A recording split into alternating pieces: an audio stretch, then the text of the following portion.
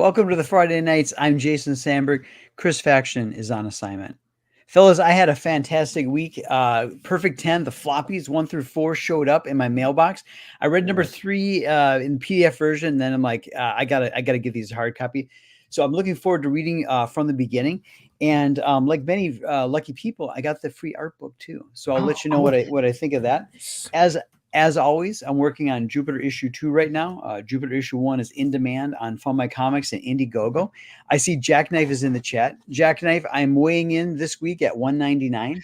$199. Craig, how was your week? Nice. Good. I'm still at 208, by the way. I didn't write it down. Good. Uneventful week. No calamities, no tragedies. So life is good. No spending. Bringing out the absolute books again because we got Jason back here again. Thanks, so I got my. Hey, I have those. I had to dig through them again, and I'm so excited and looking forward to a one stormy night. But yeah, throw a couple cool pages in there. It's gonna be. I still want that envy on a shirt, Jason. I'm just saying. Yeah, I'm right on top of that, Rose. Oh, I know. Mm-hmm. I know. Yeah, I've only been asking for it for the last like 2 years.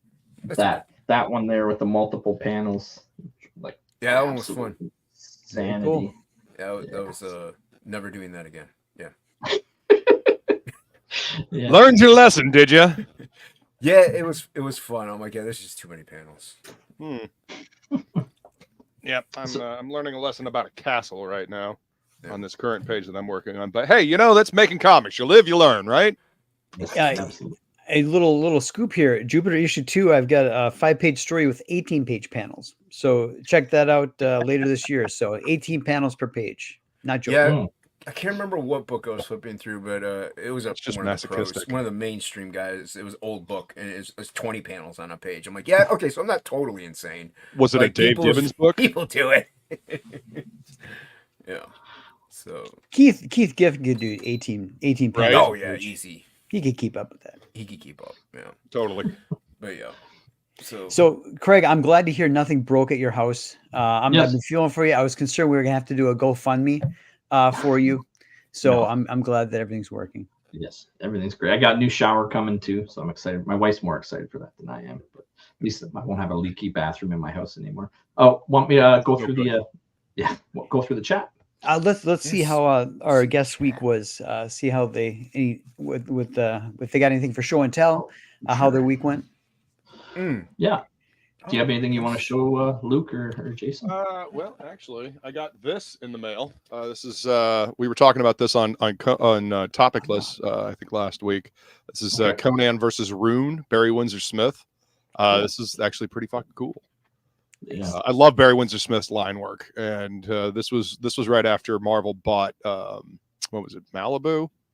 Yep. And got all the Malibu characters.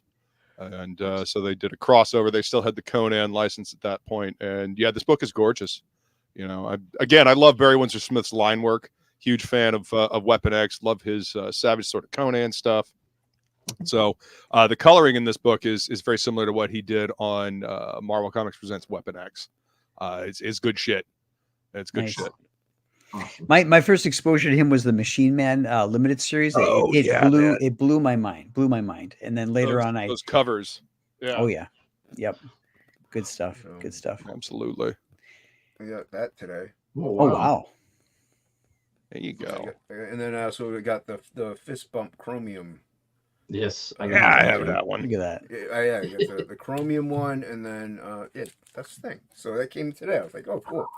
So when I got home. Some more Cyberfrog is always good. Always good stuff. I checked my list. I'm waiting on 32 books I backed that I'm waiting to show up. Oh, dude, I don't even know anymore.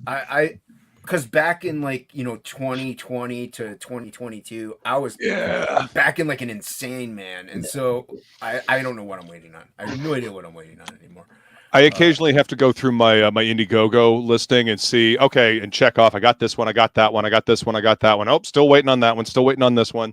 I actually got my Deathsworn book, believe it or not. I don't know if you guys remember Deathsworn, Carl O'Rowe.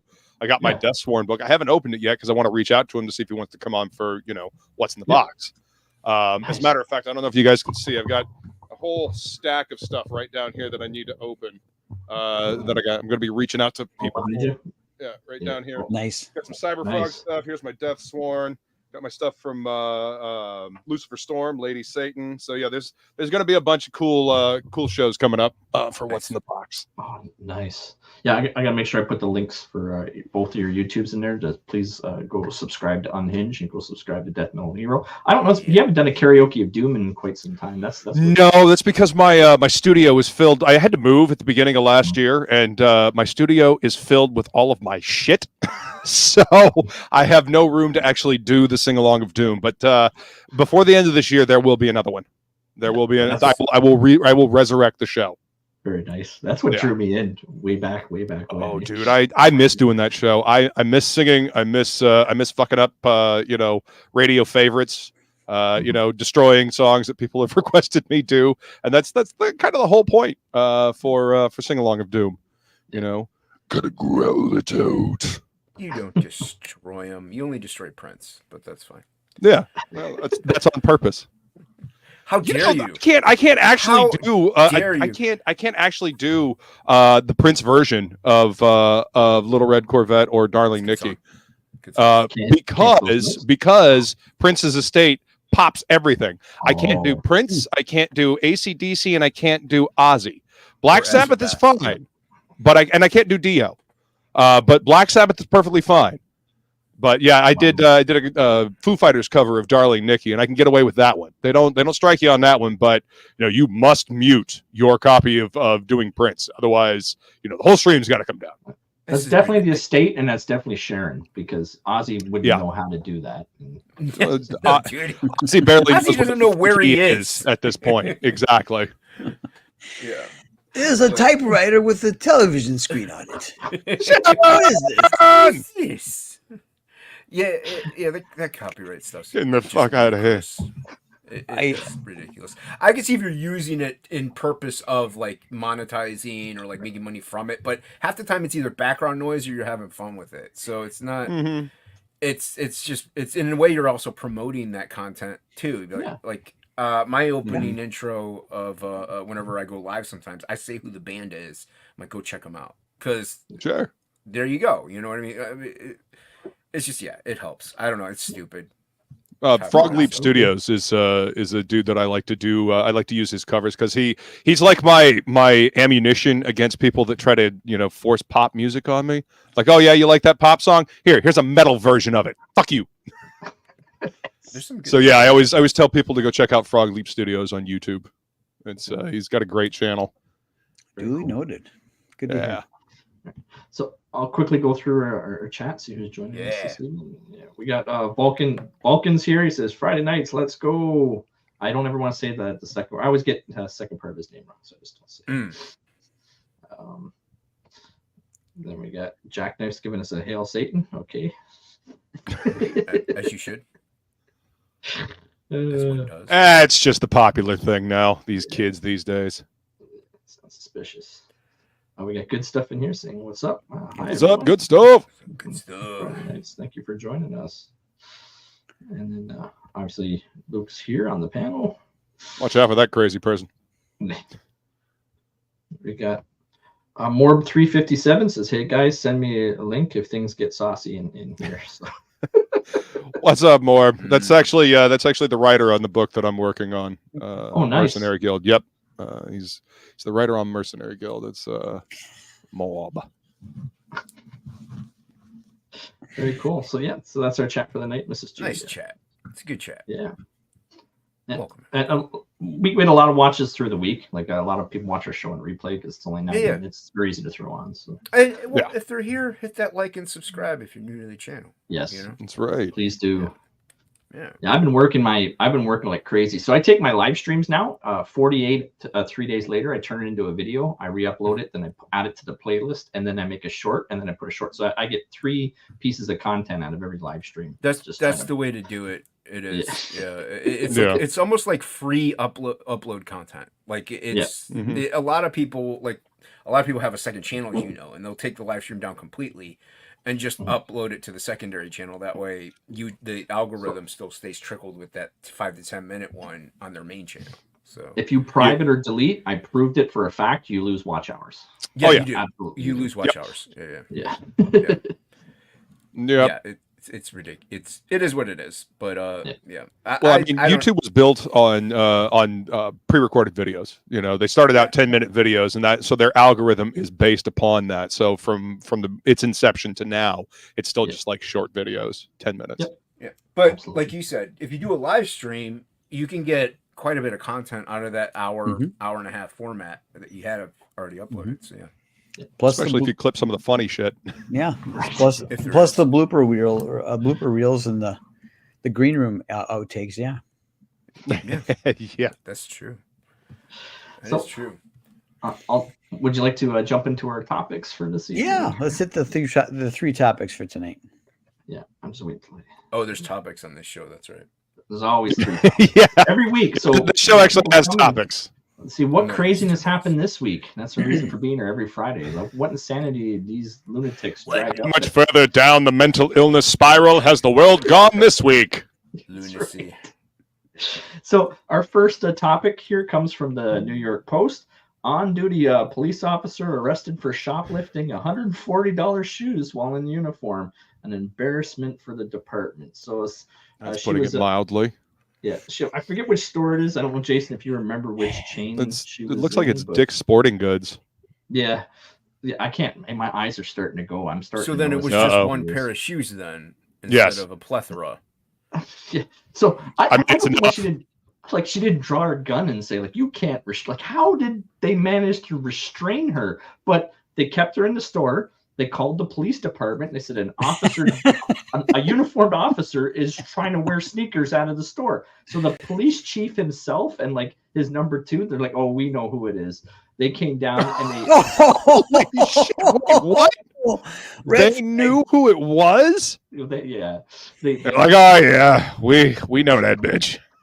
So I don't know if I coined the phrase, but I used the phrase damn. coplifting. Coplifting. Has anybody heard that term used before? No, I've never heard that before. No. All right. I mean, but it's accurate. It's yours now. It's your Jesus. phrase. All right. Yeah. Trademark.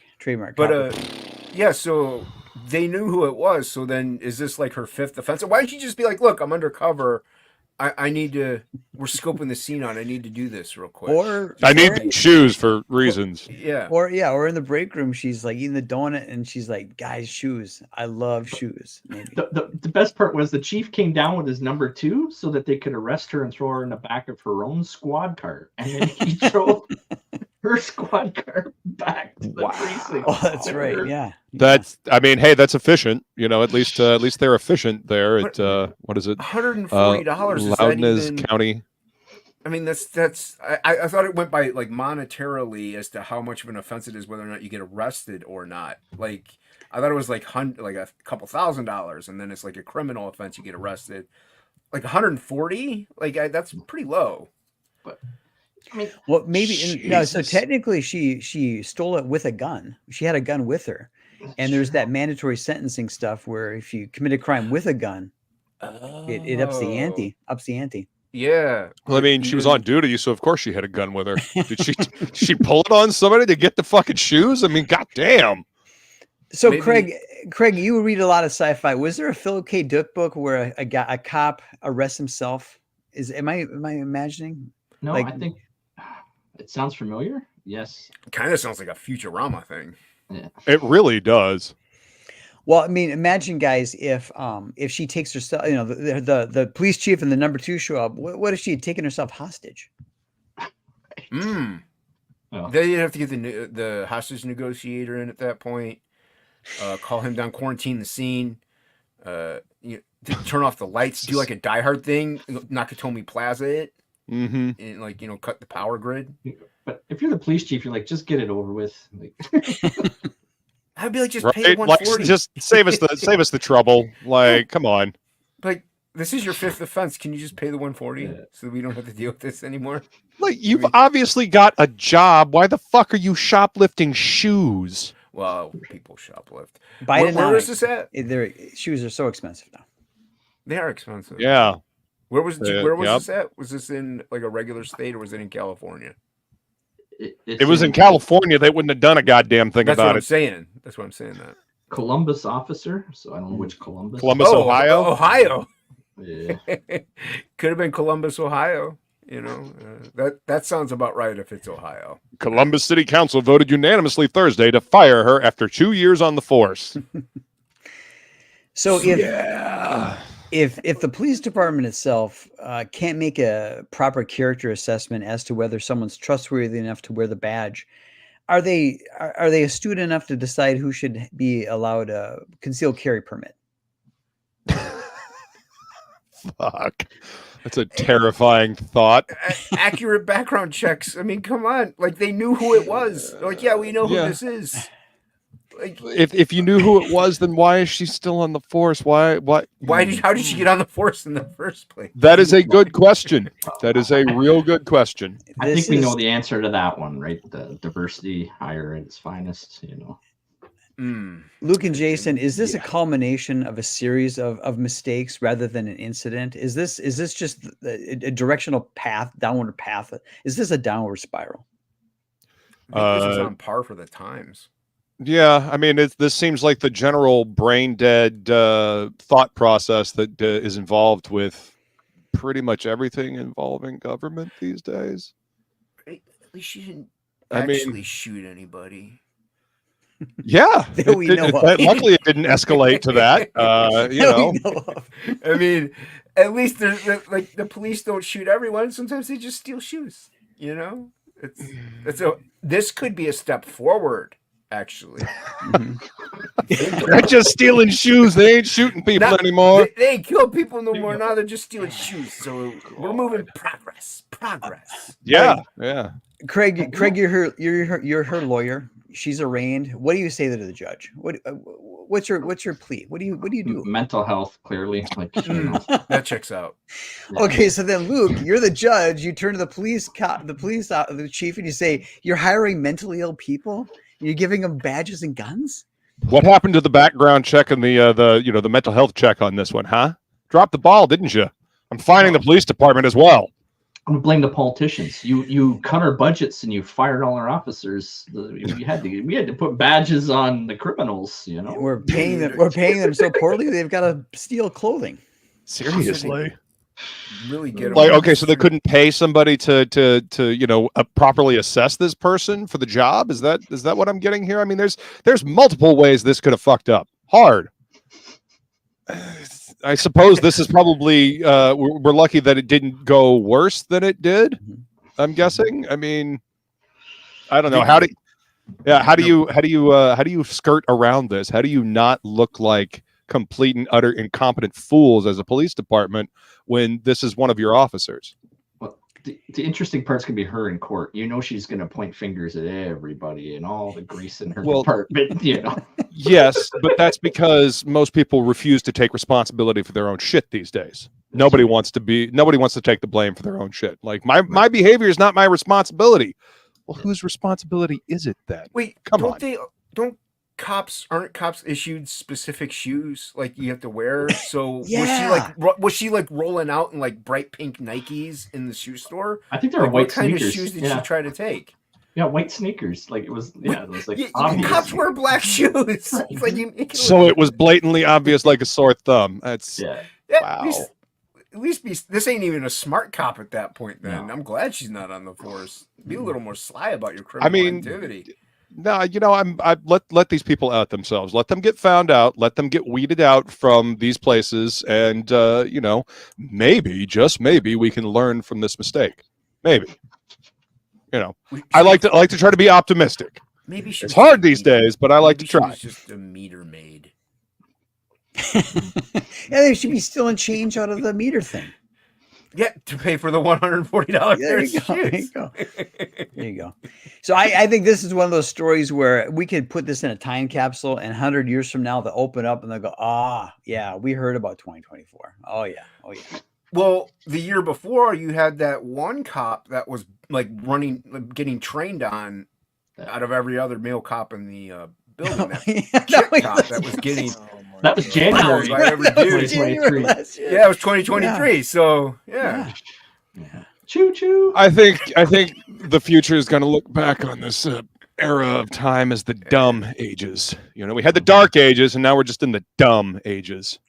Okay, look, she just needed to run really fast. Is all. So, you need new sneakers. For that. Did the shoes have flames on the outside of them as well? Is that they better? That always makes you run faster. yeah? It's true. Okay. Mm-hmm. But That's these things, these smartphones have made everyone stupid. That's the problem. And here we thought that stupidity was the result of not having access to information. Turns out that's not the case. Oh, yeah. All right, Craig. What an embarrassment, indeed. Craig, what we got next? So topic 2 is actually a Canada topic, and I have a whole bunch of stuff. I was like, do I really want to bore everyone with like people? I already try to dispel the fact that we don't have a political show. It's not politics. We just show the stupidity that's going on in the world. But these comparisons here, I didn't put these together. I stole these from the internet, and you'll see why these comparisons are up here. So if you're not familiar with Canadian politics, I know you're like, who cares? The person we got in charge, Justin Trudeau, he is an absolute train wreck of a politician. Just to recap a bit, he got elected in 2015. He had a scandal before he was even prime minister. He took his entire Liberal cabinet to the Aga Khan's Island, and then they had like Canadian military jets chauffeuring them as guests back and forth, bilking taxpayers for hundreds of thousands of dollars before he was even sworn in. Had a controversy, and he's been racking them up ever since, nonstop. He's got a divorce that he hid for a couple years. Our court system determined that when he declared the Emergencies Act, he basically took off for 2 weeks. He went surfing in BC and ignored that protest in Ottawa. And that's why it kind of got really rowdy. It was because they were just trying to get attention and nobody would talk to him. And then all of a sudden he went from ignoring them for 2 weeks to declaring an emergency. And then you had like horses trampling old ladies and, smushing bouncy castles and, absolute pandemonium, charged all these people, froze bank accounts, just absolute insanitary authoritarianism. Anyways, our courts determined that was an illegal act, that his use of that was not lawful, which he's now, obviously he's going against the Supreme Court, whatever it's called. Sorry, I can't think exactly. Contesting it. Our government's contesting the ruling of our own court against them. Like, this is the insanity we go through. Fast forward, in any case, we've got proven election interference in Canada. The CCP did, in fact, pay Liberal ministers and influence with Chinese money the election so that Justin would win with China. It's a proven fact. This isn't conspiracy. It did happen. And so the latest scandal that just happened is they got a whole stack of papers proving that basically we allowed 2 Chinese spies in our bio lab to do God knows what with biological entities, and then when we caught them spying, we gave them stuff to bring home with them to Beijing. Like, they brought a couple samples. Oh, your spies? Here, take this with you, eh? Yes. What the fuck? Yeah. And this is all conveniently July of 2019. And we all know what happened later on in 2019, right? They had the Wuhan gang. So we really can blame Canada. Yes, racism absolutely started in 2019. So rather than pulling video clips of all that crap, the reason why I've got this on here is because it's alleged that his daughter decided to get drunk at a McDonald's, and in front of a camera when your own daughter gets. She was smashed too. Holy shit! I saw that video. Like, so, after you told me the topics, I actually went and found the video, and yeah, she was smashed. And yeah. I'm going to play that here in a bit. It's about 1 minute and 30 seconds. Everyone bear with it. But the bottom line to this video, you see the comparisons here. They haven't denied it. They haven't made any statement whatsoever. And we know with the media, when they won't, that's not my kid. No, they haven't said anything, which is what makes me very suspicious. Well, they can't, because it's her.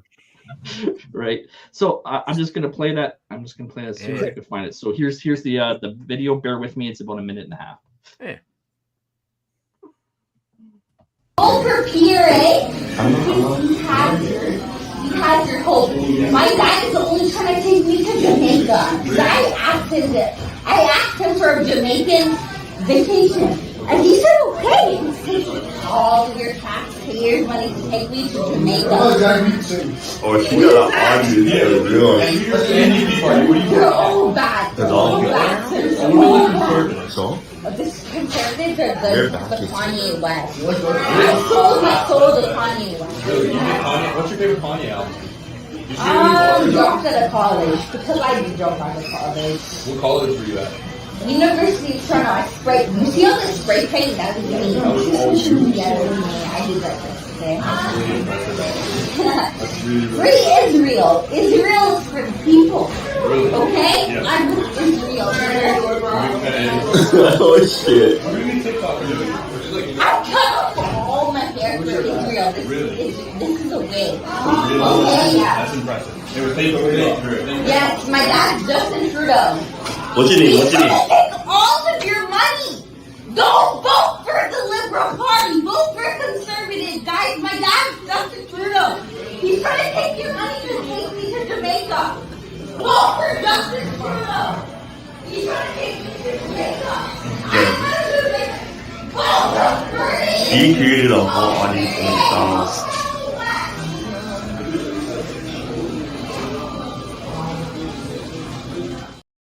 But yeah, so that's that. So I've been Craig, going to the wrong McDonald's. yeah. Right. So Craig, Right? Yes. Craig, you've been watching maybe her for a year or two up there in the media. Do you think that's really her? Well, I can't confirm or deny, right? I don't want to get it's alleged at this point. But I bet they won't say anything. They won't deny it. Which What is to the best of your ability, what's your gut tell you? Does it look like her? I played the video. I wouldn't have if it was Okay. absolutely outside the realm of possibility. But So I'm gonna make a comment that that you take 20 teenage guys or guys in the early 20s, and there's some drunk girl who's like talking on. One out of those 20 is gonna keep kind of talking to her, thinking maybe he can get a date or whatever. Mm-hmm. The way they all backed out of there. That Yeah. that tells me statistically speaking, there's a very high probability it was her, right. because they were like, holy shit, the fear of the Mounties smacking me upside the head or doing a dragnet on me is greater than the impulses of Big Willie.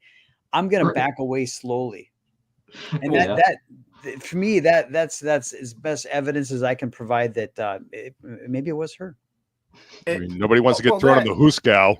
Yeah. There's that, and also usually if you're a dude anyway and you're sober, at some level of drunkenness with a broad, you're just like, yeah, no, and you just back away. You're like, I'm not even gonna not try worth on it. this one. It's Yeah. not worth it. It's not Yep. worth any repercussions. So, her or not, you don't mess with somebody. You don't try to pick up somebody that's Right. that plastered, that logged up. No. So But- yeah, you just back away, let her go crazy. Uh-huh. You're like, You stay right here and keep being loud. I'm gonna go over here and get the fuck away from you. I'm gonna go give him my double bacon cheeseburger. You do they serve beer at McDonald's? Is that what that is? No, we don't. No. That sucks. But I mean, you know, they're open late, so I mean, you go out, get hammered, and No, you know, ours aren't. go. Oh, Well, yeah. The But she beer was- and the weed up here is definitely everywhere. Like you can, Yeah. there's a bar everywhere. It's not hard to. But she was very specific. It wasn't Justin Trudeau is terrible and he's an authoritarian thug. It was he's going to take me to Jamaica on your dime, Mm. right? It was very it wasn't coming from a point of character assassination or ad hominem attack. It was very specific about this is the deal. You're all serfs. You've been hoodwinked. And he's basically, this is all a grift. He's rent seeking off of your taxes and he's benefiting my lifestyle. And I feel horrible about it. Right. I think that's where it led. She didn't leave. She didn't walk in there saying, vote conservative. The liberals are a mess. What's your guys' read on it? They don't even live with him anymore. I need to point this out that they got divorced. Like they were living in separate residences for like 2 years, which everyone knew. So it's like, why are you living in two separate houses? Like, come on, what's going on, dude? Why are you in one house and your family's in the other house? What the hell? But they go to the movies. They go to the movies Yeah. together. Well, Yeah, but right. and like you said, I could see supposedly this wasn't her. That's a very, like you say, it's a very specific thing that she's targeting. It really is. That he's doing at the expense of the people. So like I mean, if it walks like a Castro, quacks like a Castro, it might be a Castro. I'm just saying. that's a Right. Castro. Oh, yeah, the best one He's is got a nice he, butt. he couldn't possibly be Castro. There's no flight logs. I'm like, are you kidding me? In the 60s and 70s, there was no radar. You could jump in a private jet and fly wherever the hell you wanted without flight Right? log. Those were a nicety. Are you kidding me? I mean, did you see the pictures of the way his mom looked at Castro when they were down there visiting him? Come the fuck on. I mean, and if you look at a young Castro and Trudeau side by side, I'm actually sharing a thing like that. I mean, it's almost undeniable. Mm-hmm. No, Is it here? Yeah, sure. Gonna add it. Yeah, there you go. There. I mean, look. Yeah. Really? You're going to look at these faces and tell me they don't look similar? He does not look like Pierre Trudeau. No. No, he does not. No, he does not. Wait, which one's Castro? That one. I can't tell them apart. Mm-hmm. Uh, I mean, that's yeah. This is just more. that's an ammunition. eerie similarity. I mean, either that or he's some kind of clone. I don't know. And actually, famously, Castro's daughter got fed up and she fled to the United States, and she would go on TV and tell everybody, "Listen, my dad's no good. He's making life rotten for the people. He's virtue signaling with all this Marxism stuff. It doesn't work." Maybe that part of the gene jumped a generation. Right? There you go. Well, I could see if she was dead brains? sober. If this broad was dead sober and just standing there speaking coherently, and still people, you can get a good look at her, and then maybe people are to believe, well, yeah, this is that broad. Her being like wasted and drunk and just like, then maybe somebody might be like, that's not her, But like you said, they're not denying that it's not, like they're not denying anything. So, they would deny. I mean, you got to remember, sometimes people are a lot more truthful when they're drunk. Their inhibitions are down. I mean, that's part of the reason why people hook up when they're drunk. But when people are drunk, their inhibitions are lowered, so they're more likely to just spout out whatever's on their head. And if this shit's really bothering her, then maybe she's gonna say something about it because she's around a bunch of college kids, people her own age. I don't know. Large fry. Well, there was that. She definitely needed to eat something to soak up all that alcohol in her system. Like, damn, girl. Greasy food helps with that. So sure the fuck do. The picture of them at the movie theater, that was like last summer. And so maybe between then and the picture on the bottom, on the far right, maybe she's like lost a little bit of baby fat around the cheeks. I'm looking at the one on the far right and the one down below and the one in the middle. Guys, I think it's her. No. I think it's her. I think it's her. I mean, look at the shape of the eyes and the shape of the nose. Mm-hmm. That's how you can tell when somebody looks like somebody. I mean, this area right in here, the T zone as they call it, that's the way to look at facial features to tell if they line up, because it's real hard to change this to be a lot different. You gotta get plastic surgery, implants, or whatever to change this part right here, because there's a lot of bone directly underneath your eyebrows and your nose. Mm-hmm. Mm-hmm. When was this video? Oh, it's just this week. All our topics are always the week. We always cover all Very these. Just saying, because that the person in the mask. That's what I was wondering. Yeah. Good stuff.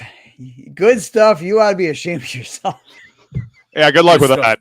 Good stuff will never be ashamed of himself. All right. I think the other shoe is going to drop on this. I think at some point someone's going to see her going into her dorm room, or they can say, "Was that you in the video?" And she's going to be like this, and she's the truth always comes out.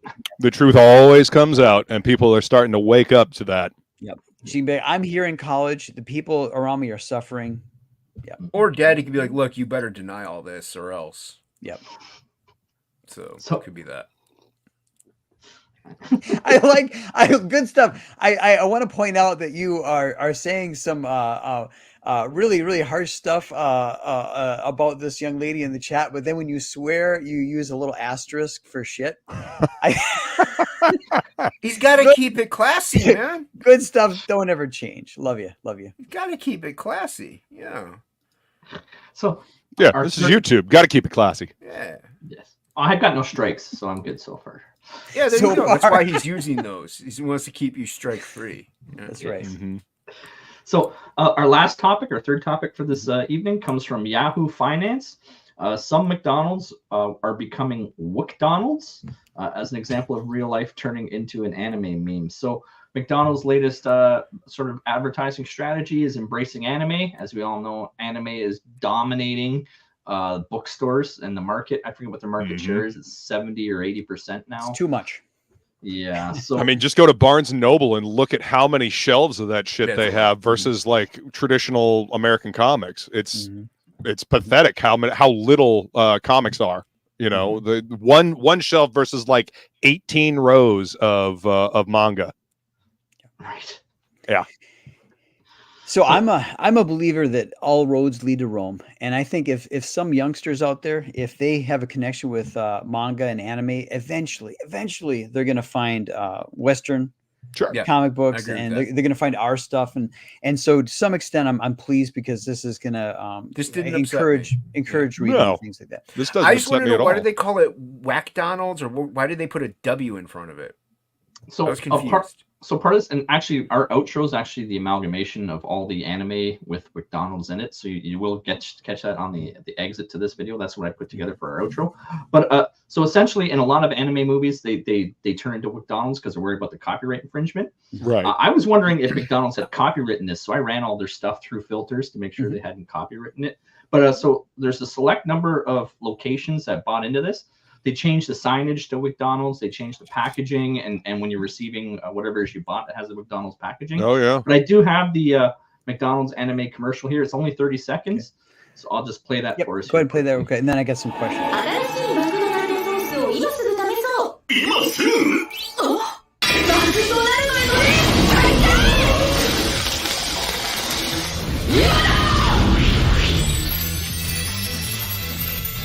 やだ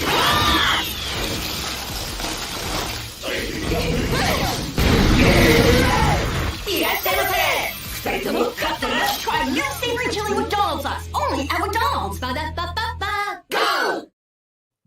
So it's like McDowell's, Christ. kind of. It's like McDowell's. That way they don't get sued. Is that what it is? Yes, right. Okay. From coming So- to America. Yeah. Dude, I would eat at McDonald's if they had those kind of commercials. What, are you kidding me? That's awesome. But fellas, you know, it's a custom. If a ship is at sea and they're in distress, they fly the flag upside down, right? If you drive by McDonald's, you see the sign upside down. What are you thinking, right? I mean, Yeah. you know, they could make the food out of actual food instead of the chemical foamed up garbage that they make it out of. Take But the I mean, buns off hey, you it, know, the it's, ketchup, the mustard. that might be an the- extreme measure to Right. take. If you eat just the meat, it's a little better. Mhm. So- you remember that article that came out where they showed that McDonald's burgers were made out of like that pink slime shit, Mhm. and No, people no, were it's like, like "Ew, it's gross." 80% Anyway, nom It's nom nom. 80%. 80% is better than zero. It's Mhm. filler. It's filler. So, show of hands, do you think this is going to move the needle on McDonald's sales? Do you think they're going to sell more? Show of hands, people. I Do you think mean, they're going to sell more using this approach? Maybe. I mean, people Yeah. who haven't thought of McDonald's. Honestly, might yeah. say- Okay, okay. So it's to the 2024. to Zoomer to the Zoomers that really like anime, you know, they're speaking. Oh, they're speaking my language. You know, it makes me want to go eat the Okay. food and whatnot. So I mean, Yes, sure. There's that. But it Mhm. also costs $15 for a Big Mac. 18. Like, you're not going to move a needle unless you lower your prices, no matter how you're advertising it. All right. So that's the biggest significant thing. Is like they used to have the dollar menu that doesn't Yeah. exist anymore. You used to be able to get a whole meal for like $4, $5. Mhm. Now it's pushing $17 for the same Yeah. meal. So they're forcing us to sort of buy our own groceries and eat it at home because fast food is absolutely insane. It's what you used to be able to eat a like 4-course meal at a restaurant for is now what fast food is. As Yeah, like- as V.I. Lenin said, the best way to destroy a country is to debauch its currency. And right now, we are being radicalized by the policies of the Federal Reserve Bank. But so it's 2024. It's 2024, and we're pretty sure that this is hip. This is going to work. But we're going to look here. We're going to do an investigative report. We're going to look back at a previous attempt by a fast food conglomerate to push the needle on sales using anime and manga. Craig, can you bring up the special report? Absolutely, yes. So All this is exclusive from the Friday nights. We have exclusives here. All right, fellas, Yeah. we're a new show. We're a small show, but we're a very well connected show. People come to us with leaks, with news, and with investigative deep dive investigative reporting, and we bring it to the people. Right? It's the only place Oh. I get my news is here. Thank you. All right, Craig, what's the next slide? Sure. All right, so it's 2024. We know what McDonald's is doing. You may recall that in 1998, Pizza Hut tried something similar because of sagging sales. All right, shit. next slide. All right, so the executives, the suits at Pizza Hut reached out to the Japanese company, said, "Hey, we want to do some sort of anime marketing to sell our pizza." The first draft, the first pass, as you can see, it didn't land. It didn't work. The suits I do pulled not this. remember this. Yeah, they said, you know what? This is not the messaging we want to send. We want something a little more happy, a little more human. Yeah, So, I want hot pizza, but not hellish pizza. I like a little spice in my pizza, you know, little red pepper flakes. Yeah. Yeah. So round 2 of the marketing campaign, it was a little more close to family messaging, but something was lost in translation. Just lost The in pizza translation. balloon. Yeah, just some real weird shit. Weird. Yeah. So you guys don't remember this? 1998. I mean, it was just. No. Well, I graduated in '97, so I was out of band. Man, that is I some didn't go to nightmare Pizza Hut fuel anymore. right there. What the fuck? Yeah. And again, you know, Pizza the Hut. the people in the C-suite at Pizza Hut, they're like, the kids love this Pokemon stuff. How do we tap that vein? And this was a further attempt. Craig, go to the next slide. Yeah, I was just gonna get good stuff's comments up there. Yeah. Pizza sends out So- for you. So they tried to go a little more. They said, let's make it more fun. Let's Oh. make it more happy. And it just kind of got weirder. It just got weirder and weirder. They were in pizza hats. Yeah. Something like that. It's like Wisconsin cheesehead hats. Pizzas. It stops the rain, but then you got soggy pizza afterwards. You got soggy pizza. Nobody likes soggy pizza. No. So finally, Pizza Hut laid down the line. He said, listen. We want something that's corporate. Give us something corporate but anime. And Craig, what did they come up with? There you go. Mecca Pizza. Mecca pizza. And this was, you know, this was a staple of Saturday morning cartoons were these Pizza Hut commercials. But again, something was just not quite firing on all cylinders. Craig, bring up the next slide. Yeah, robots don't need cheese. Yeah, it's just weird. It just got weird because Why does he have a pizza collar? yeah, because like you can take the anime out of Japan, but you can't take the Japan out of anime. And I think that's kind of the message that Pizza Hut learned. And you can't put crap pizza in an anime. There you go. There's that too. Yeah.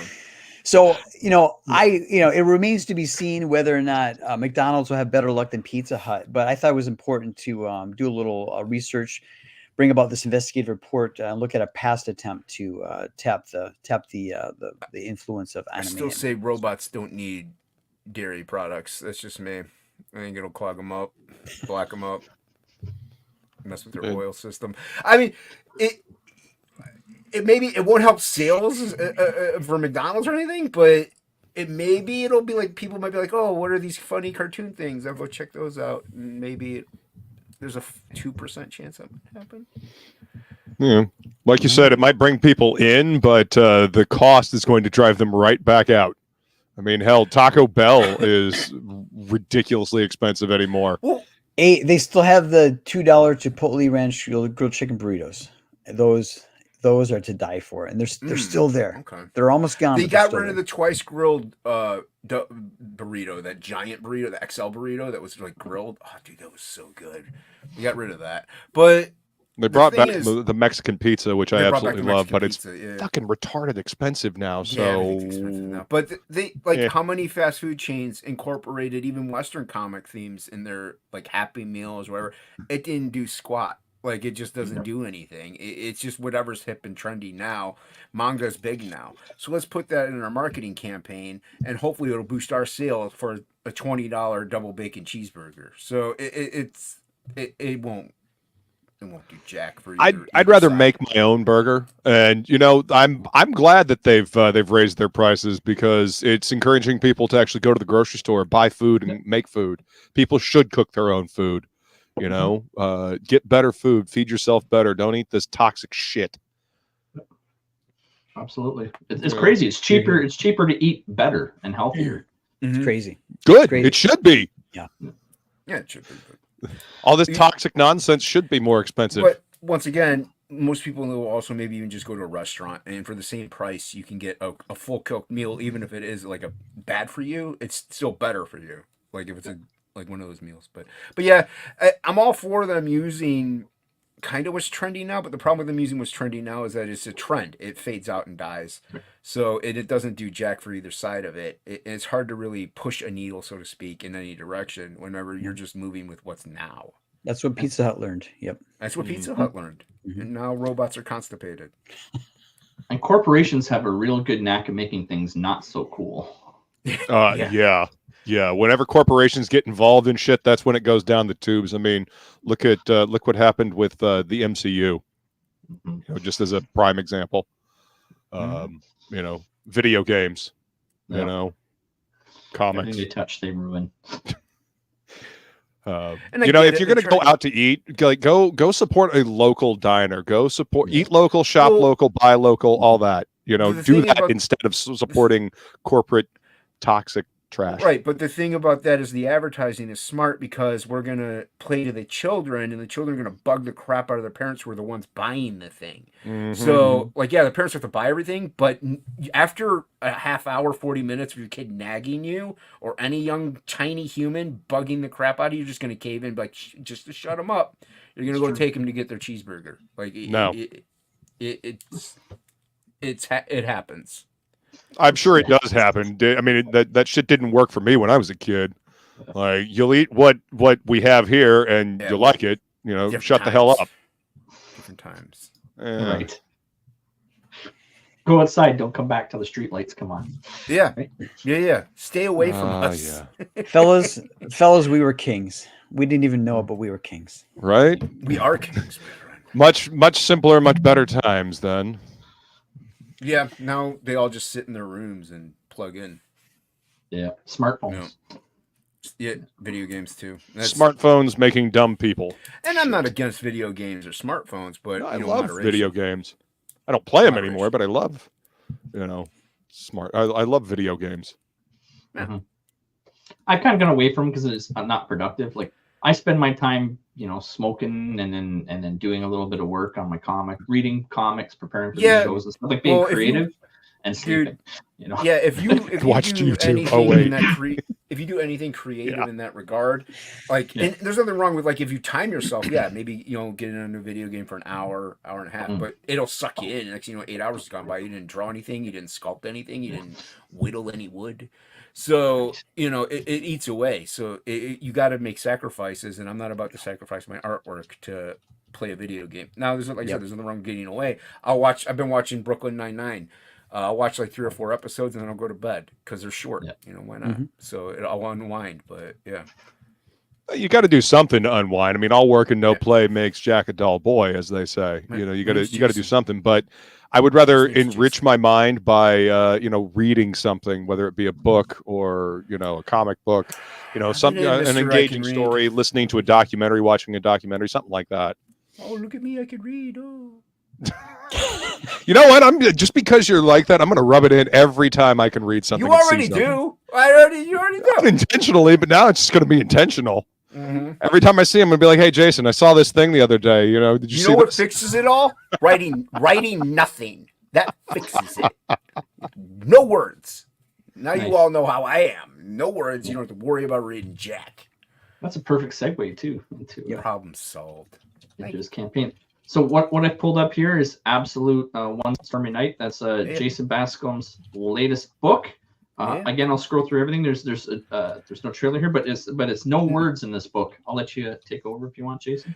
Yeah, it's a standalone comic, 24 pages. It's completely done. It's on crowdfunder to get funding for printing and shipping and stuff like that. And like I said, standalone story of Samurai Priest just goes on a little adventure during the course of one really rainy, stormy night, and it's isolated, so you don't have to have Absolute 1 or 2. You don't have to back another project after this. If you just get this, it's all in its own thing, and it's not Watchmen, it's not Dark Knight Returns. It's not, it's just a simple little fun story. Lots of cool artwork, some action in it. It does further the Absolute IP. So there is kind of a point to it, but like I said, if you miss out on it and you don't want to back it, you can't do it at this time, or it's just not your style, you're not going to miss out on anything if you get any other Absolute IPs. So it's just I've always wanted to do a silent comic. There's some sound effects. But I've always wanted to do a silent comic ever since I saw Sin City's Silent Night, which I love, and I'm a big Frank Miller fan. So yeah, so that's kind of like my love letter. This is my love letter to that, and I just wanted something. I was waiting on ink spots because I finished my Frog G pages early because I had to have surgery. So ink spots was coloring the Frog G pages. I was just sitting around doing nothing after I was healed up. So I was like, I might as well just do this since I always wanted to do it. So I cranked it out, and book's totally done. Just like I said, waiting on. I'm only gonna run the main campaign part of it for 30 days. That way I can get the finances, send it to print, get it shipped out. I'm gonna be in demand for 30 days after that, though. So it'll be a 30-30 campaign, just not a traditional type of one. So yeah. But even still, it's only like what, $8 to get the book. I don't know what the Yeah, shipping is, yeah. If you just back me or Shelby's cover, either one, they're $8. I think shipping is $7 for US. Yep. $7 in Australia as well, because hockey's going to be printing and shipping in Australia for me. So nice. yeah, so you just don't check the box to get it signed, because then if you really want me to, I'll sign it, but you're going to pay the $60 it costs to ship it to you to Australia from here. Jesus. But that's why hockey's going to do the shit. I'm going to print them in Australia to get them sent to hockey's address, and he's going to do fulfillment for me, and that way it'll drastically cut down on the shipping costs in Australia. It's a little. This is when we were talking about experiments. With a book like this, I can do this little experiment to see how it works out, because it's a 24-pager. It's just me. Like, nobody else is really relying on making finances from this. So I could see if this whole printing it in this country, shipping it in that same country, if it'll work. If you have a friend there, if you could do it. So that's why, like, I can afford to do this little experiment with this. If this were Frog G, I wouldn't do that. I'd be like, no, I can't do that because I got somebody else with that. Other people are involved. You could do these little things if it's a small campaign, if it's something like, I'm not looking to make huge bucks off of this. I really just wanted to make it, and I did, and that's what I really wanted. So, and it'll be out there. So yeah, so it's nice to do these little experiments with stuff that is affordable and you can get away with. But it's doing way better than I anticipated. I didn't know it was going to be this big. A lot of people have been getting the original art tiers, which I'm very happy about. They're really good pages. And I even said, if I don't pull off the storytelling very well, at least you got some cool artwork to look at. So, what size is the artwork? Are you those in? I drew a traditional 11x17. Oh wow! So yeah, it's a regular size comic, 24 pages. Okay. Yeah. So, but yeah, they're 11x17 pages, and like I had the splash pages separate from panel pages, but some of these panel pages are like 2 panels, so they're almost like splash pages also. Yeah. Yeah, a lot of fun stuff. And then you got a Shelby Robertson cover, which you can't go wrong with. So that's so cool. Yeah. And Billy hooked me up with that Sin City homage type font there, Billy Basco. So yeah. Nice. I mean, this campaign is a perfect example of how awesome and versatile and nimble indie comics can be.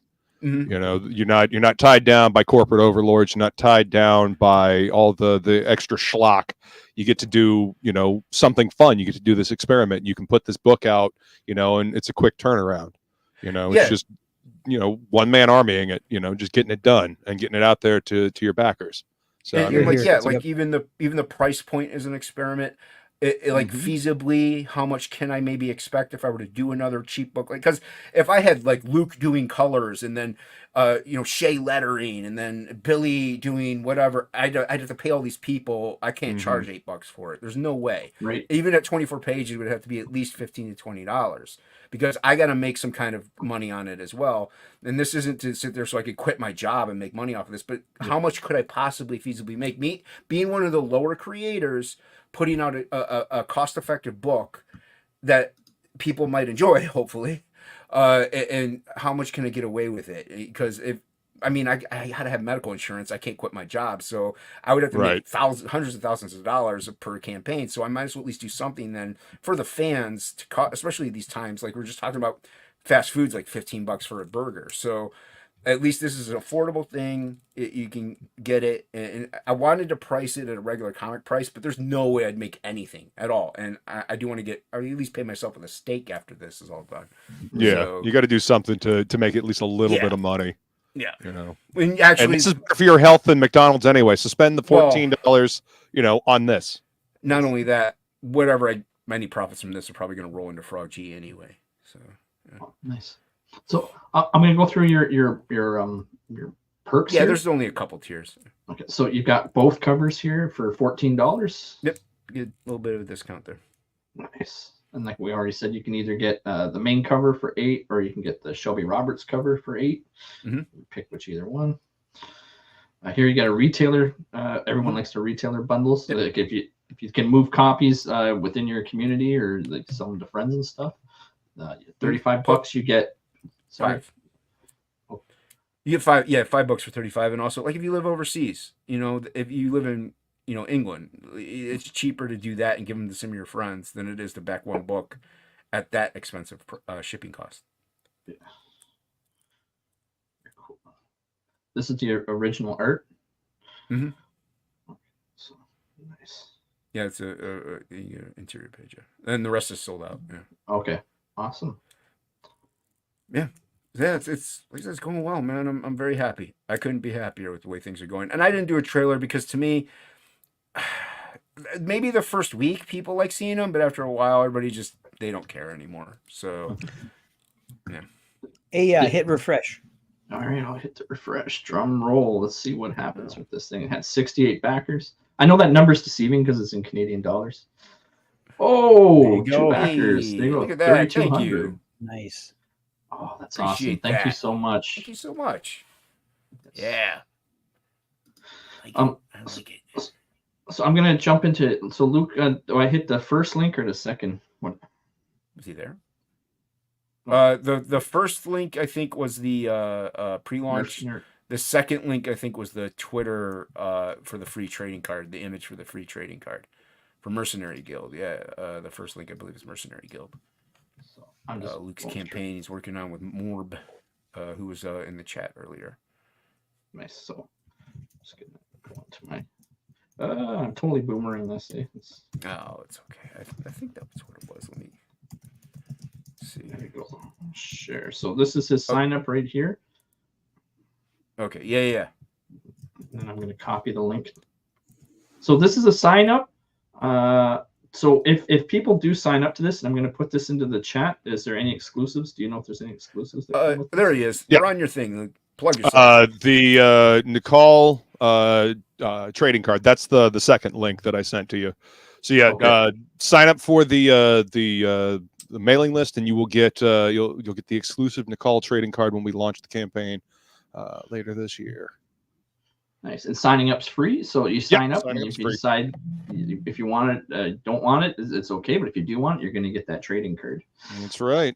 You get notified when we go live, and you'll get updates. You'll get to see exclusive content as we're rolling out the book as well. Sweet. And then This is a fantasy epic tale, right? Yep, this is a 76-page dark fantasy story, kind of in the vein of Savage Sword of Conan. A little bit of Berserk. Maybe not quite as graphic as Berserk is, obviously, but dark fantasy. The characters from this book are actually from you remember back in the day when they used to do like forum RPGs, and people used to have to actually type into the chat in order to do the fantasy role playing. Well, that's where these characters came from. Morb has had these characters in his head for 30 some odd years, and we're bringing them to life. And that's Bane, the leader of the Mercenary Guild, right there on the "I want you for the Mercenary Guild" poster. That's awesome. Yeah, and there may be end up being a poster that is available on the campaign when we go live. I'm trying to talk them into that because I've had a few people reach out to me and be like, "Hey, we kind of want that as a poster, like Metal Movies and Brewskis." Matt, yeah, absolutely, good stuff. Yeah, I would love to come hang out on the man cave. But yeah, Metal Movies and Brewskis is he was like, dude, I want that for a poster to hang in the background. I was like, fuck yeah, dude, I'm all about it. But yeah, I did the logo design for us as well. So basically, I'm doing all the art chores aside from the coloring. We've got a dude named Frank Walk doing the colors, and yeah, it's coming along. Go ahead. I was gonna ask if you pulled up. You got the trading card art pulled up because I could pull it up. Oh yeah, I got it. I'm already sharing. You got it. Okay. Yeah. Okay, you're sharing it. Okay. Yeah, this is the art that you'll get. The trading card. Oh wow! Oh yeah, I remember seeing the. You got a video for this, doing this piece, I think, on your on your YouTube. Yeah. Got a chronal compression of me doing this, doing the original artwork, and this original artwork is actually going to be up on the campaign as well, available for purchase. I was really high when I was watching. I was totally tripping out. No, it's a good video though. Everybody should go watch it. Yeah. See, here it is. Nice. So cool. Yeah. Give you full screen. Hold on, sorry. High production value. There we go. This is ink wash in the background, and this was inked with a Crow Quill number 7 and my Raphael number 3 brush. All the organic bits, and the filling in the dark areas were done with the Raphael number 3 brush, and then all of the crunchy lightning and the details on the staff here and her hair were done with Crow Quill number 7. This is all traditionally done. You're really stepping up your game. Like, it's crazy. Yeah, thanks, man. I appreciate that. I'm having a lot of fun with this book, and I think you guys will too. We're telling a dark fantasy story, and it's going to be fun. I'm looking forward to everybody getting a chance to actually see the book. Yeah, sign up now, friends. That's right. Yes. Hey, let's go back to Jason's campaign. I think we may have picked up some more additional backers. Oh, wow, you guys are awesome. Nice. It's amazing. Like I said, I didn't expect it to do as well. Of course, on Craig's internet, it gets converted to metrics. So I half the time I can't see. I just look at the backer numbers. My show, I feel so bad. Our first episodes, my camera was roboting. Like, I didn't have enough RAM. So I had 2,000 people show up for this show, and they probably got tired of watching me do this. And it's like, I know, I fixed all that. First show's never. It happens, man. Streaming is its own beast. You kind of learn as you go along. Yeah. So I still boomer everything. So I'll refresh it again. See what happens. We had 68, and we're up to 71. Hey, thank you, everybody. Nice. Rock and roll. Appreciate that. And I saw Vulcan in the chat too. He said it was backer 75. Thank you so much, Vulcan. Right on. Nice. Yeah, I really hope everybody likes it. Like I said, I think there might be one or two parts where you might be like, "What happened here?" But it flows. It flows. And the artwork is dope. I'm very happy with the art that I put out on it. So, I can't wait. Is he fight? So I know you don't want to spoil the book, and you don't have to. Is Samurai Priest fighting the Ombi again, or is it? No. No, he's not fighting the Ombi again. This that was Absolute 1 and 2. This takes place in my story line in my head. This takes place after that. But like I said, you could be like, this takes place before it. It doesn't really matter. So he's just wearing a different outfit, and it's just one little night. So you could say it takes place after. There is going to be, for one, there's going to be more characters of Absolute that'll be out there, but there's going to be a Samurai Priest story, 48 pages, words in it and everything. That involves Tabby and stuff like that from Absolute as well. That'll be later down the road after Frog G. Inkspots and I have plenty of ideas. Like, we have a flip book we want to do where I'll have like an Absolute IP of 24 pages. The flip side will have his like Metal Man, Rock Boy, or anything he wants to do on the other side. So we got plans. But Absolute, this is a fan favorite, is the Samurai Priest, and this story came to me, and so I was like, okay, well, I'm going to do this then. So for the silent book, it just fit well with the character. So. Sorry, I was just typing away. Oh no, you're good, dude. Loops. You're good. Yeah. So, but like I said, you could back it. It's a solo adventure and Absolute 1 and 2. Whenever I do the Samurai Priest Tabby story, that'll be offered as a trade paperback in that campaign. So you will be able to actually like get that again, just in trade format. You won't be able to get issues 1 and 2 again though, by themselves. Yeah, I saw the trade. I was tempted, but I was like, I've already got 1 and 2. I was like, no, yeah, and it's cool. I honestly, but see, I did not do what I should have done, which was keep a longer mailing list. I didn't promote it as much. I didn't go around to the channels. Yep. I tried to. Funny story. I hit up Art Taver. I'm like, hey, man, can you help me promote this or whatever? Can I come on your channel for Absolute Trade Paperback? He's like, yeah, I'd love to have you on. I get on there, and he's like, so you have a book called Frog G. I'm like, that's the wrong book. Like, thanks for promoting we're talking about, Bob. Hey, I didn't say anything. I didn't say a word. I just rolled with it. I'm like, yeah, Frog G, man, back today. Still up. It's in demand. Yeah. Yep. Why not? Got to roll with it as it comes, right? Yeah, Show business. But I didn't do what you should do with that trade. So, like as far as promoting, go to channels, like doing the mail signing list for a long period of time. Yeah. So I should have done all that, and it probably would have gotten funded at that point. And I tried something different and to see if it would work. It didn't work. And I also did it a 15-day, then another 15 days, rather than 30-30. You hear this, Chris Faction? You hear this? So I tried 15 and 15 over 30 and 30 because I was just trying different things, and it didn't work. Now, if I had done that with this one, it might work because this is a lower campaign, lower end, and I didn't need much funding for it. So the other one was a different goal, funding goal, and I couldn't reach it with it. So yeah. It does help. Like you're in the same boat as like both Jasons. You're both creators yourselves. You don't really need anyone else to do the work. Like Jason does Jupiter all by himself without anyone else. Yeah. Me, I have a whole creative team. Like you say, I've got to pay people. I'm not worried about paying myself because I'm retired military. This literally is like my spare time hobby is trying to tell the story in 9 issues. But yeah, I have an entire creative team that works for me, and I'm a boomer that's just telling the story. But my artist is an asshole. My colorist is crazy, and my letterer can't spell. That's why it works. I mean, they work cheap. That's why it works. Yeah. It works so well when that happens, though. I mean, but you can always yell at them. You know, they kind of have to take the abuse. It happens. No, it does help. It does help if you are capable of doing everything in one go. Like Frog G, for instance, like ink is 50-50 with Frog G himself gets a cutback, but it's 50-50. Thank you, Vulcan. I appreciate that, man.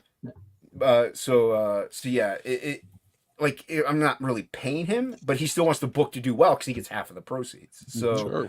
But with this, it's much easier to do it by yourself because you don't have to worry about also if it's late, it's because of you. It's not late because the letterer didn't finish. It's late because you were late. So it's all on you. It's all on you.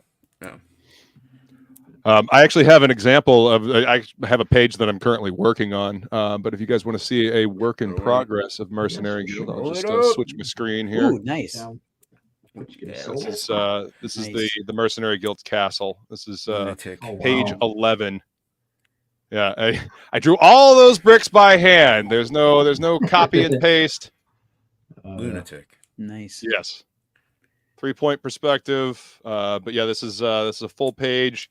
Page 11. They're coming up on the Mercenary Guild's castle, and they're introducing the castle to everybody. So this is an example of the type of work you're going to get in Mercenary Guild.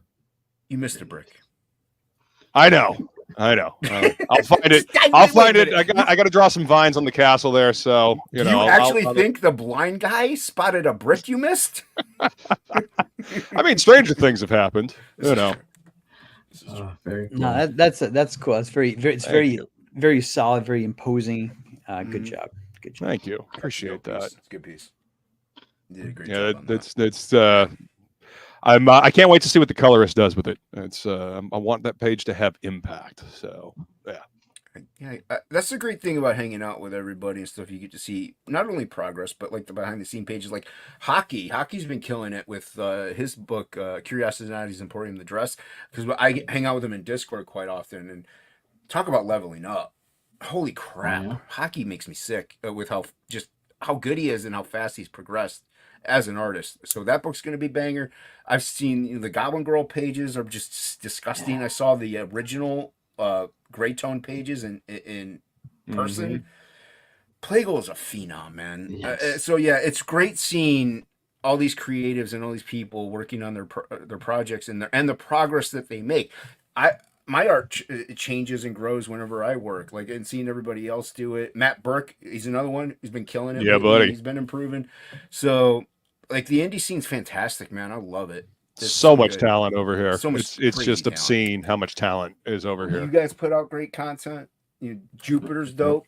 So Yeah. it's just all around. I mean, great stuff here. So earlier, Luke called out that when you're not working for a corporation, you can do whatever you want to do, right? Yeah. I agree, but I want to say on top of that and adjacent to that is that because we don't have a monthly deadline, we can lavish as much detail and attention as we want, right? Yeah. And so for myself, I'll wait a year for a cyber frog. I'll wait a year for something maybe 6 months for something from Graham Nolan. It's worth the wait, right? And so and you talked about leveling up and so forth. We've got the time to hone our skills and make the page right, and get it right, because in my view, the books we're doing, they're not for the spinner rack, they're for the bookshelf. And if whether we're doing 1 a year or 2 a year or whatever, it's quality, and it's the free expression and the quality that sets us apart. So exciting to be involved with everybody here.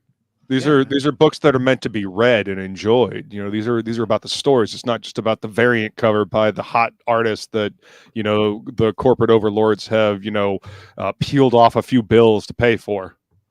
Yeah, that's right. The writing in Mercenary Guild isn't too bad. I got all the Spawn 350 variants.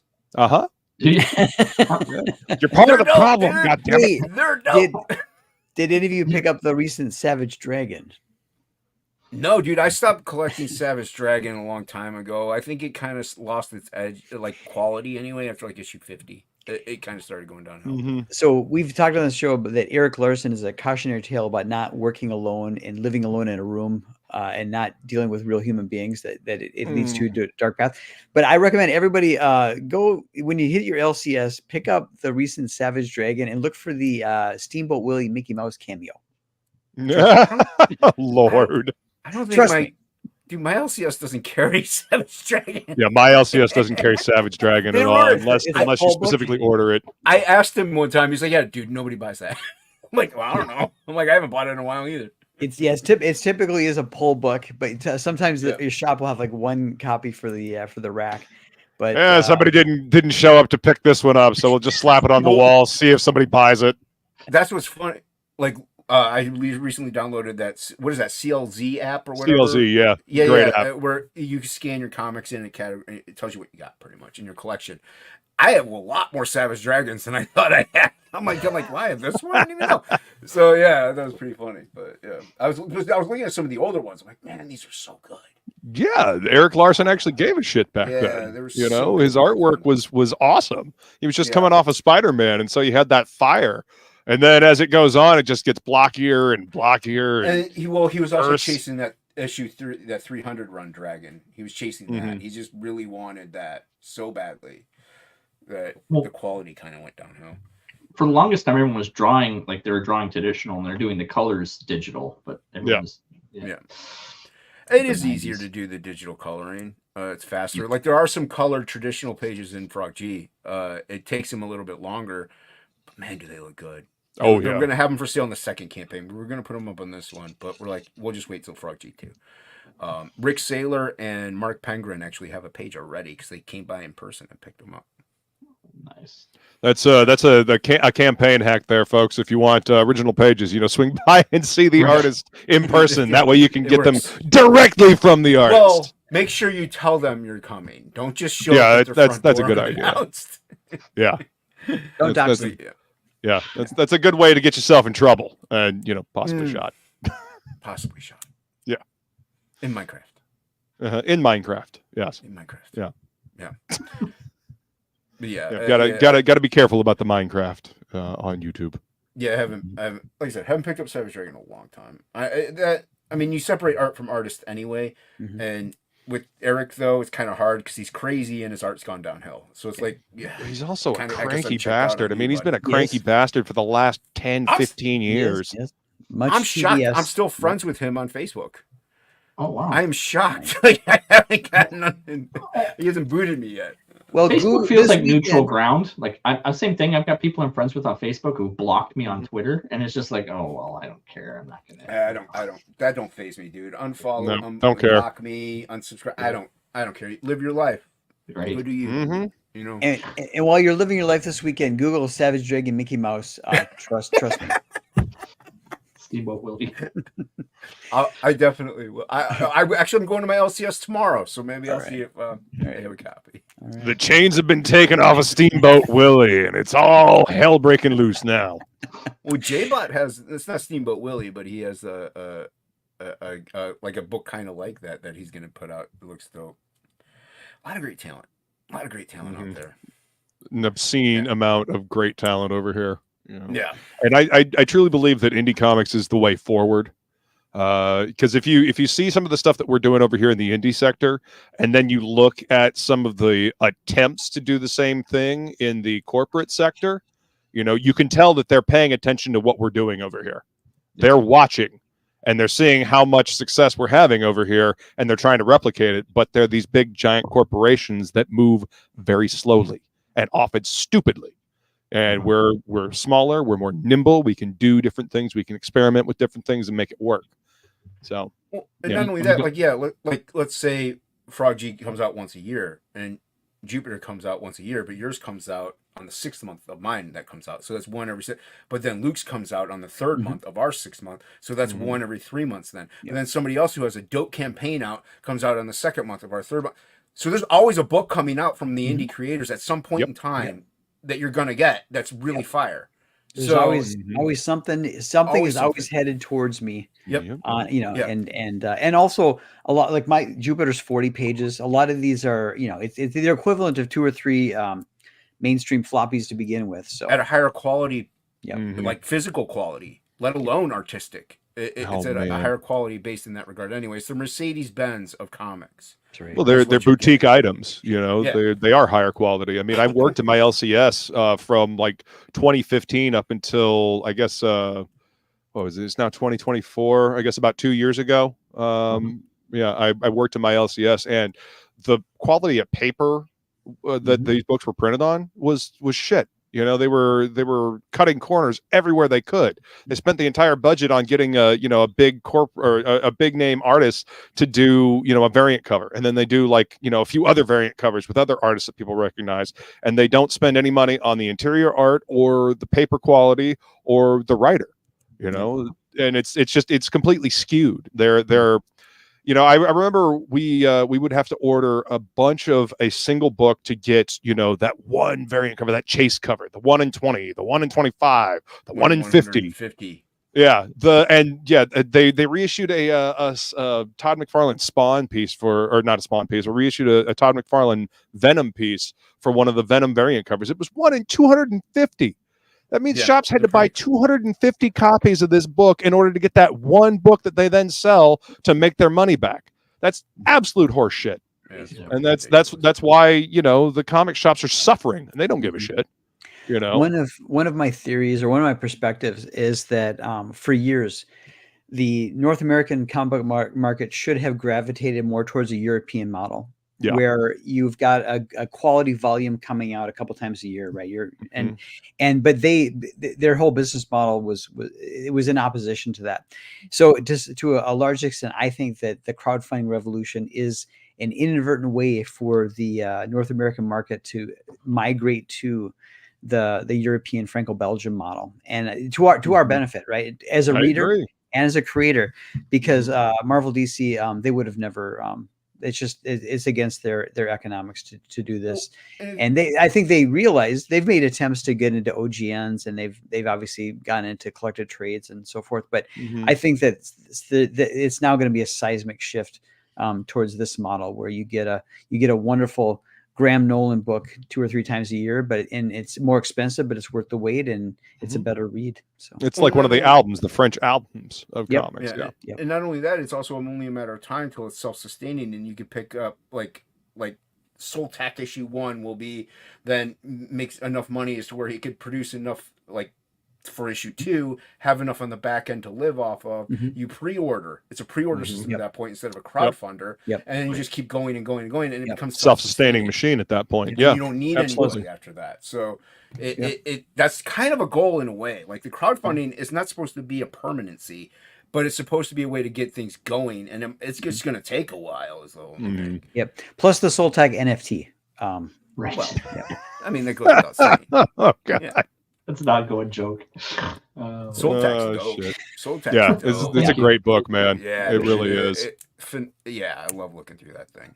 That is my first foray too into comics. So I mean, I've been reading comics well for done. 35 years, but yeah, thank you. Yeah. Well, I mean, that's the thing about reading comics for so long. You know, you kind of intrinsically understand what makes a good comic story. You kind of have a sixth sense, if you will, a feeling about what it takes to make a comic. You know, what works for a story, what doesn't. I think one of the biggest problems in corporate comics right now is that these people that are writing them didn't read comics growing up. They're not familiar with the characters, and they don't give a shit about the characters. They just want to put Marvel or DC on their CV so that they can go on to another writing gig like Netflix or Hulu or Amazon. You know, look, I worked for these big corporations. Let me write something for you. Give me a streaming series. You know, they try to say that that's not the case, but a lot of these people use it as a stepping stone to go somewhere else. And if you're going to make comics, you need to be in it to make comics, not to create something for another medium, not to, you know, get a leg up so you can go write something for something else. You either want to make comics or you don't. Yeah, I think it needs to. What I would like to see it go back to the old days of scrap all this movie crap, give the comics back to the nerds. That would get beat up if they said they collected comics, because that's how you love something. Is if you love it, but people chastise you for it, even though it's a good thing. Like it's a good thing. I guess it was like stupid, you know, it makes sense. But I think we're headed that way. I think we're headed that way real quick. Yeah, I think I don't want no one to get beat up, or maybe some people deserve it. But I mean, they're welcome to try. Whatever.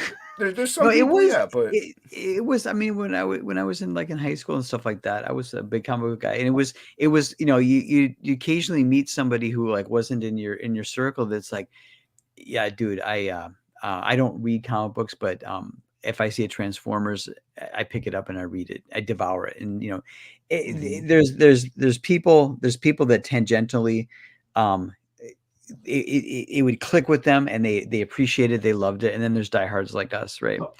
And I think so in the military, I always had comic books in my barracks boxes, and people always made fun of me for always having my comics. But when they got bored, you know, they'd come over here. Exactly. Thing that you were reading there, yeah. Shelby tells the story a lot about how since he was in sports and baseball and all that thing, he couldn't say he was into comics. But if he saw another sport, a jock at the comic shop, they couldn't really talk to each other. They had to be like unspoken rule. You don't say nothing. Yeah, you just don't say anything because you couldn't, you weren't allowed to collect comics if you were a jock. That was just the thing. Now you have football players wearing Captain America shirts pretending like they've known who Steve Rogers is their whole life. It's like bandwagon jumpers. Yeah, it needs to go back to nerdom. It really does. It needs to become true again. And I know that we all, like, when you were back in the day, you always were excited to try to share your love of comics with people. You were like, hey, you know, check this shit out. You know, check this out. You know, these are cool. You know, you wanted to spread the good word about comic books, but you got made fun of for it. You know, so we always were welcoming of new people, but don't act like you always been here when you just fucking showed up. You know what I'm saying? I always felt like I had a special insight to something. So, for example, people would watch the Terminator movie, but I'd be like, I've seen all the expanded EU and all the comics and the extra ones and the aliens and the backstory. Like, I know all kinds of extra things about this universe that you guys have no idea. Like, and that's with everything, right? Like aliens, Star Wars. Like, like what I saw in the comic books and then what you've seen on the screen is so much different. You have no idea what you're missing. Dude, Matt Burke and I were just talking about this last night about how, like, the Crow thing is a good example. There's so many Crow stories. There's so many.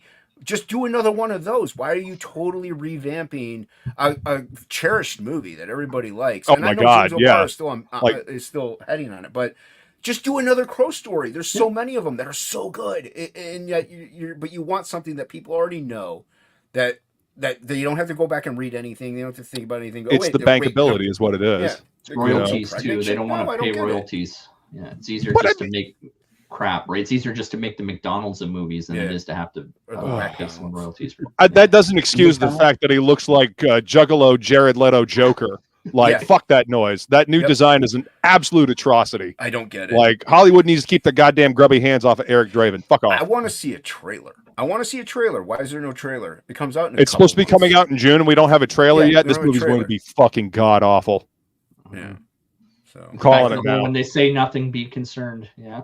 Or hire Chris Claremont, John Byrne, do a storyboard, go by that, make that a movie. A whole new thing, fine. At least it'll be true and accurate to what these characters are. If you want a whole new script and storyline, hire the people that actually care and love about this stuff to actually work on the product. Don't just we can't hire comic writers. They're not Hollywood writers. They don't know what they're. Yeah, they only kept the industry afloat for like fucking 80 years. They have no idea how to write a good, compelling story. Well, it's why too. All those first movies, when they were following the established, they were great, and then they sort of just teetered off and started doing their own thing. And towards the, I mean, we got a fairly solid decade of the MCU where it was good stories, and then at the end of the 10 years, it kind of just went. Because they booted out every single one of the comic writers and people that actually gave a shit about the characters. They understood the characters. They knew how to bring them to life for a new audience, which is what they're so happy to say. Oh, we're updating it for a new audience. That means we're gonna fuck it up with a bunch of Hollywood bullshit. Right. Yeah, the trilogies, like Cap 1 through 3, Thor 1 through 3, oh yeah, 1 through 3. Captain America: Winter Soldier is a fucking great spy film, even if it didn't have superhero stuff in it. I'm not a huge Captain America fan. I like him okay, but those movies are some of the best MCU movies. Iron Man 1's the best one, but those 3 Cap movies are some of the best MCU movies that are out there. There you go. See? Yeah. Dude, I love the first Captain America movie. It was directed by the same dude that did The Rocketeer. So that's why the 1940s stuff, works so well, because he understood it. Yeah. Dude, original Rocketeer is a great movie. It really is. It really is, man. Too. Can we just stop remaking things? Can you just leave shit alone and make something new? Perhaps, I don't know. Well, the funny thing is, look at like Marvel Comics itself. They are starting to learn a little bit. Like you're getting Greg Capullo back in, the guy who's working on the Incredible Hulk's really good. I don't know about Nick the stories, Klein, as everyone knows, I can't really read them, but the artwork wise, they're starting to improve. They're starting to improve a little bit. I'm not saying they're leaps and bounds, but they're starting to improve a little bit. So it's only a matter of time, hopefully. I'm just hoping Marvel just scraps all the movies, just get rid of them. We don't need to. Just well, I mean, they keep tanking. All of these superhero movies are going to. I mean, they don't have They don't have writers that understand. And like Morb is saying here, everybody thinks they're Joss fucking Whedon, and that's a problem. Because his not everybody is snappy dialogue all the time. Not everybody's quippy. Like, stop it now. Like, can we have people actually having real conversations, like real people, like speaking like actual people in real life?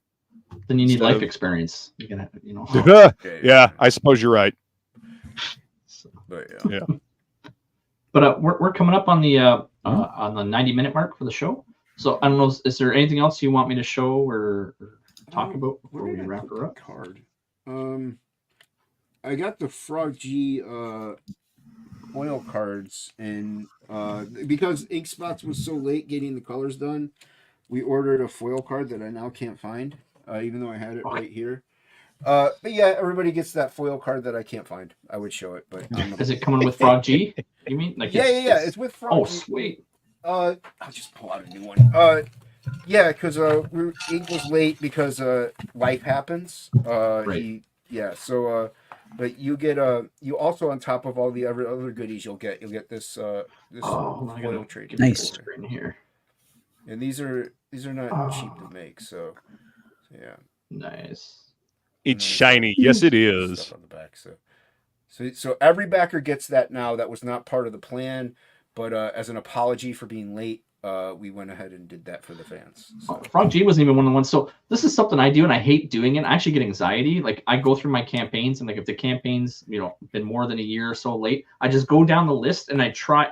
Like I know we all know who the artists are, but it's just like no. Hey, I'm just curious. It's been a while since your book. Just wondering how's it come along, right? And I send that message out, and then I'm always curious for who responds and who doesn't. But and who's professional about it and who's not. Yeah. Don't you check my updates? Don't you know? It's like, no, I don't know all the updates for every game. I don't look it up. I don't look it up. Yeah, I very rarely look at the updates. I mean, every so often I'll see one and take a look at it. But yeah. I respond to everyone. Everyone messages me or talks, I automatically respond. Oh, if they message me, yeah. But I'm just saying, as far as updates go, like I don't look at updates that I get emailed to me. What's that? This is page 1 of Mercenary Guild. This is the first page that you're going to see when you pick up the book. Wow. Yeah. Very, very cool. Goblins doing goblin things. Nice. Oh, nice panel there. Thank you. Yep. I'm having a lot of fun with this book, and we're gonna deliver a very fun dark fantasy story. So it's 76 pages, right? 76 pages, yes, sir. It's big. Yep. And this is Slash and Scuzz. Pick up the book to find out what happens to these two wonderful little goblins. They become lame and gay. I'm gonna drop that. Oh. Drop that sign up one more time. I appreciate you put a it. chick in it, make her lame and gay. That's what happens. Goblin mode, exactly. Thank you, Vulcan. I appreciate that, man. Yeah, we're having fun with this book, and it's gonna be dark and fantasy. I'm pulling inspiration from Savage Sword of Conan and all the Poison Elves. I don't know if you guys are familiar with Poison Elves, but that is definitely an influence on my artwork in this book. Is that like Machine Elves? No, it's a dark. I see what you did there. But yeah, it's a dark fantasy book from the 90s. Is a black and white book. They actually just did a Kickstarter for an omnibus. Drew Hayes was the creator of that. I mean, and he was like hardcore indie book back in the day. Eventually moved over to Sirius and got it published that way. But he died from sleep apnea. Oh, no. So if you have sleep apnea, get it looked at because that shit will kill you. So yeah, you never got to finish the story. So we're gonna finish this one. I'm tripping out on those panels. I'm really digging it. Thanks, man. Yeah, they're good. Yep, this is the level of artwork you're gonna get in the book all the way through. Nice. No empty space. No empty space. That's right. No wasted space. Just good storytelling all the way through. All killer, no filler. That's Half right. this wasted space, just make it black, put rain in it. It's fine. Yeah. Speed lines. Speed lines. That's right. Don't worry about it. Okay. No 3D assets. That's right, Morb. So I just want to take this opportunity to say thank you so much again, Jason, for coming back Friday nights. Thank you for joining us as well, Luke. I appreciate you having me, man. Thank you. It's great having both of us on. We're here every Friday at 9 p.m. Eastern. We've been doing the show consecutively almost for a year, but as long as everyone wants to come by and join us, we'll just keep doing the show for as long as we possibly can. My outro this time is going to be what inspired McDonald's to take on anime, so it'll be about 2 minutes of that. In any case, I hope everyone has a great weekend and comes by again next Friday. Thank you. いらっしゃいませ。こちらでお召し上がりですか？はい。こちらで召し上がり。ご注文どうぞ。ハンバーガーで。単品でよろしいですか？はい。水とかって、はい。なんでもないです。いらっしゃいませ。ご注文はお決まりですか？シェイクが3つ。モブ君の隠れたカリスマ性は一度に多くの人々を浸水させたのよ。ここボムボムだったよね。マクドナルドになってる。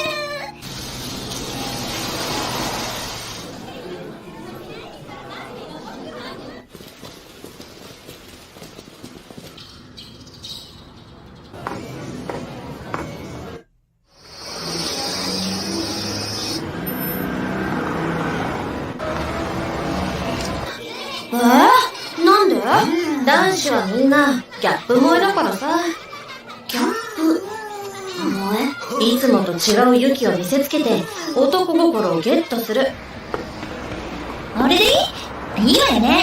なんか適当に買ってくるから。ああ、美坂ならあの中で格闘中。誰か温泉でも待ってるの？銃とかじゃないの？今度は軽音部で合宿行くんだよね。3泊4日だって。どうかした野鳥？ああ、なんでも。野鳥？いやー、今年の夏休みは楽しいな。ゆずる。お客様？全部。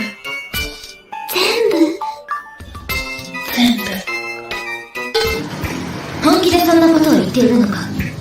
なんなりとご自由に。